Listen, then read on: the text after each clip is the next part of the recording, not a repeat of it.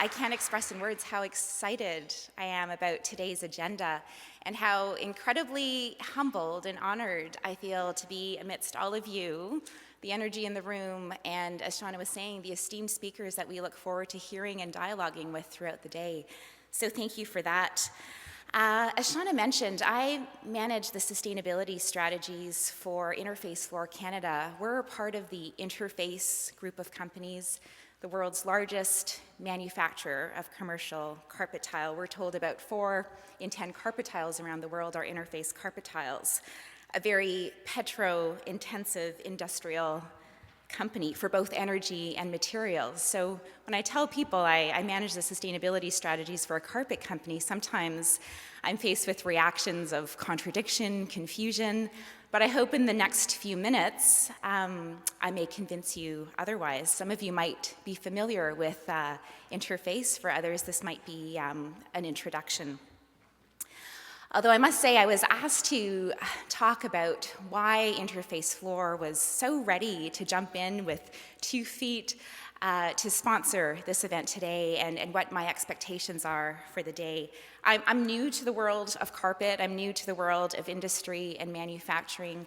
I joined the company about 2 years ago after working for, I guess, about 14, 15 years in the fields of ecology, environmental science, urban planning, and sustainability education. So it's been a challenge and a very rewarding journey so far, and I'm looking forward to future collaborations that might come out of this room. But enough about me. The elephant in the room, perhaps, in most cases, but not here, which I'm really grateful for, is oil. In terms of expectations for the day, I'm hoping that we can think really big and really bold There's a quote that talks about the genius, power, and magic that's wrapped up in boldness. I'm convinced that a lot of the stories that we'll be hearing throughout the day will stir action and inspiration, and I hope ongoing dialogue like the initiatives that Shauna was talking about earlier. And though there's, I think, a lot of hope to be sparked and a lot of hope in this room, I think it's also really important to move without denial and think about issues and debates around peak oil, for example. Hubbert's predictions in the early 50s around peak oil extraction in the US definitely applies to our global economy as well today. We know that the cheapest and most accessible oil has already been exploited. So having exhausted the easiest, cheapest, and nearest sources of oil, what remains is deeper down, farther out, harder to refine, and often located in places where the politics are unfathomably contentious to many of us, I'm sure, in the room. As a result, it has become far more expensive to extract, refine, transport, and defend our access to it. When I think about a world without oil, we're not just facing the end of cheap oil, but perhaps an end of the way of life we built on flimsy assumptions of easy mobility, convenience, dependability of long-distance transport, of food and materials. These reflections of mine are inspired by an important mentor of mine, David Orr, who's an esteemed environmentalist in the US, who's published widely and most recently a book called Down to the Wire, Towards Climate Collapse.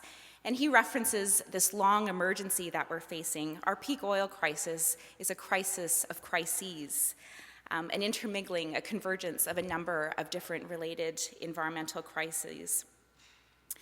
We're faced with uncharted territory on a global scale, but unprecedented opportunity.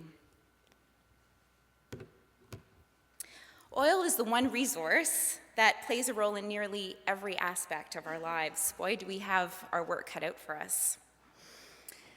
As businesses, as people, we cannot afford to ignore it. Unfortunately, it may be one of the issues that not enough companies are necessarily talking about or addressing head on. Oil is such a critical ingredient in nearly every human-made product. It's in flip-flops, ink, contact lenses, toilet seats, footballs, deodorant, crayons, among many other common objects. It's in almost everything. And like nearly every human-made product in the world, carpet is made from oil. The founder of Interface, Ray Anderson, who's become a bit of a rock star in the environmental field, talks about in his latest book, Confessions of a Radical Industrialist, how every company has at least 3 ecological challenges to face: what we take from Earth, from home, what we make, and what collateral damage we do in the making of it, so pollution of all kinds, and what we waste along the way, in all forms, including emissions, from the wellhead to the landfill. Off oil by 2020 is the bold agenda and driving force behind the Interface business. One of the greatest sources of motivation is that we've set a hard deadline for ourselves, 2020, and we've shared this deadline with the world, and I'm really excited to share it with you. By the year 2020, essentially, we're aiming to eliminate any negative impact our company might have on the environment. So essentially, we'll have detached ourselves from the oil well, and we're really excited about that. We've been working at getting off oil for about 15 years now, having embraced sustainability in 1994. And we know we can't get off oil overnight, but we know that it's critical to current and future generations and to the success of our company. When we started in